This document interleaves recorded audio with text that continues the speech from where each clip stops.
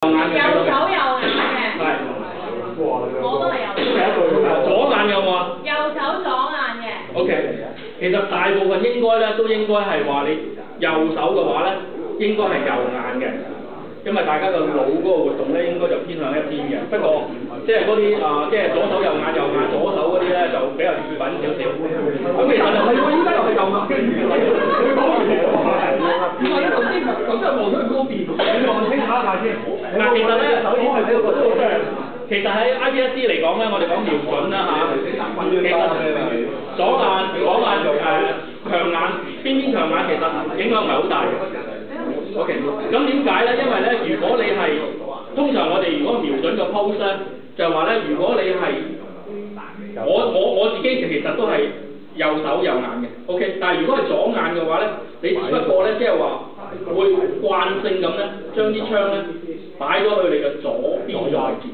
但係呢個基本上係一個自動嘅調節嚟嘅，你哋其實都唔使咁 mind 啊！你哋其實都做咗10幾20年人啦，所以已經習慣晒㗎啦。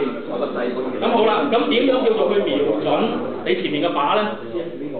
我哋一支槍上面有2個準星位置嘅，一個係叫做前準星，喺支槍嘅槍嘴位置；另一個係後準星，喺支槍嘅後邊嘅位置。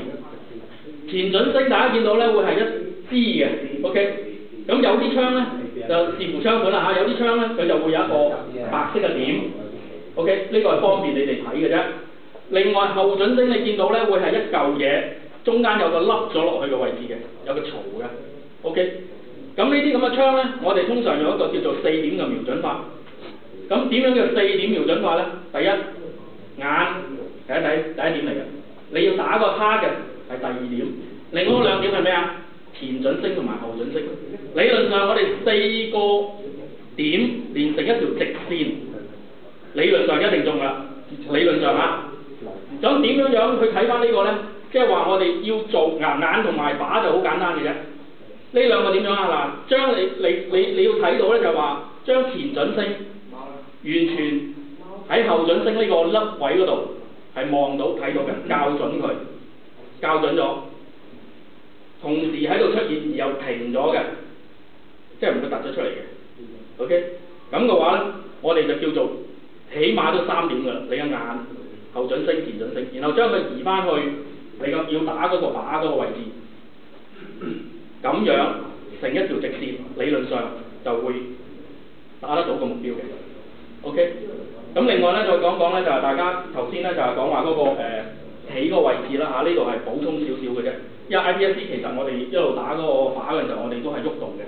咁但係而家你企定嚟打嘅話咧，係有少少提示俾大家，就係話咧，如果你哋企喺度打嘅時候咧，我哋通常嚟講咧，我哋嗰個腳咧係你弱手嗰個腳咧係要略為向前少少嘅，唔好咁樣啊，即係咁樣就即係太過大啦。我哋通常個膊頭個腳咧係個闊度咧係等於膊頭位置啦，然後你哋大家右手㗎啦，咁你哋左腳咧會出翻少少。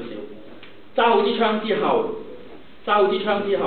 大家前面都要形成一個三角形嘅 ，OK。